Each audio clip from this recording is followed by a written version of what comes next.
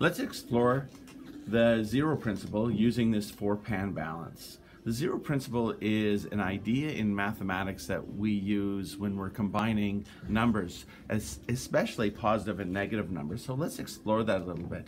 Like any balance, you would expect that if something's on one side, it would not be equal to something on the other. So you could see that this side is heavier than this side.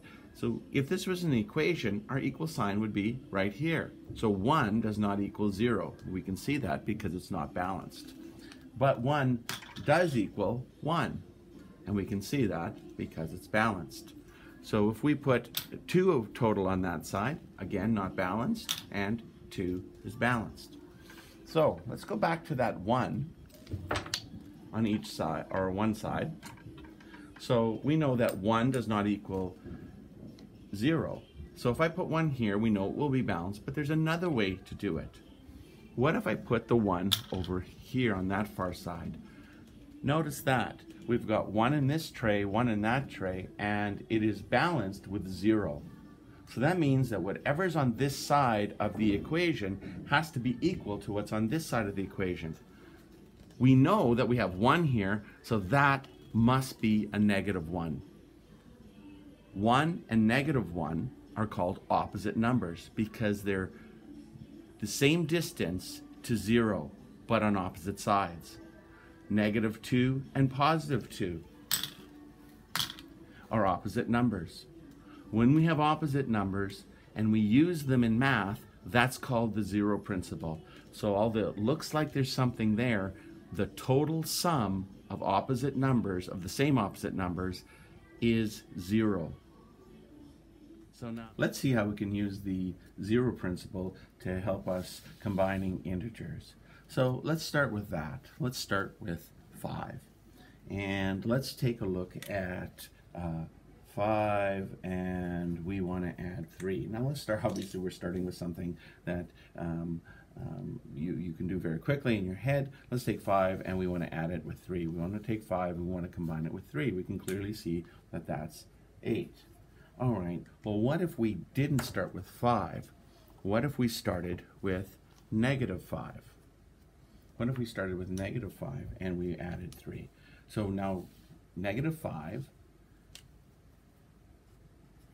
and we want to combine it with 3. So we started at negative 5 and we're combining it with 3. Now, do you recall in the previous video when we talked about or the previous part, we talked about zero principle. Do you recognize the zero principle here? When these are together, they're opposite numbers. So positive 3 is opposite to negative 3. And the sum total of opposite numbers is 0 because they're the same distance away from 0, except on opposite sides of the number line. So we have 0. So we have negative 5, and we're combining it with 3. This becomes a zero principle and has a 0 value, and we are left with negative 2. So on a number line, it would look like this. We started at negative 5, and we added 3. 1, 2, 3. You notice that we became more positive, and negative 5 take away, or added to negative 5 plus 3 is equal to negative 2. Let's go to the next part of this. What if we had, again, we started with 5. So we'll start with 5. All right. And what if we took 5 and we wanted to subtract 3? Well, that's, again, something you're probably familiar with. We could just remove 3 because 3 exists. And the other thing we could do, another way of looking at this, and yet another way, is that we have 5, and I want to take 5, and I want to combine it with negative 3. Well, if we want to take 5 and we want to combine it with negative 3, again, we can see that we have the zero principle, and we're left with 2. So no matter which way you look at it, 5 take away 3 is 2, and you knew that. But let's use those ideas to go 5 take away 6. So we have 5, and we want to remove 6, or we want to combine it with negative 6. Well, we don't have 6 negatives there to remove. So we can combine it with negative 6. So here we have negative 6, and I'll combine those together. Does anybody see a zero principle happening? Yeah, we see one there, and we see this here. So here's a zero principle, and there's a zero principle. So collectively,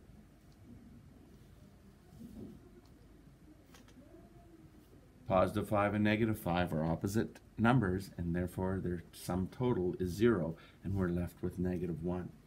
What does that look like on a number line? Let's take a look. We started at 5, and we're combining it with 6 negatives. 1, 2, 3, 4, 5, 6 negatives, and we're at negative 1, just like we showed with the chips. Okay, let's try another one.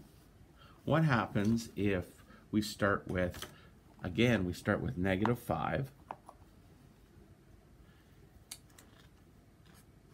This time, let's subtract a negative 3.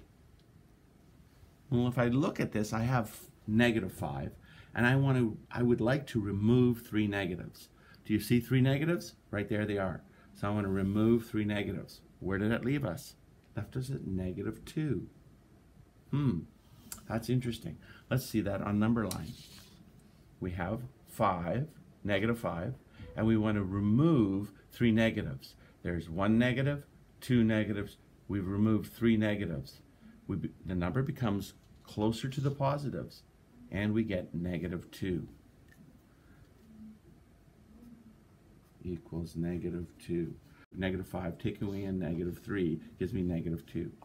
Okay, well, what happens if we do it this way? What if we started at positive 5?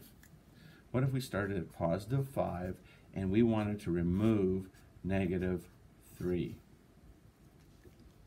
Well, if I look at this, I don't have 3 negatives to remove.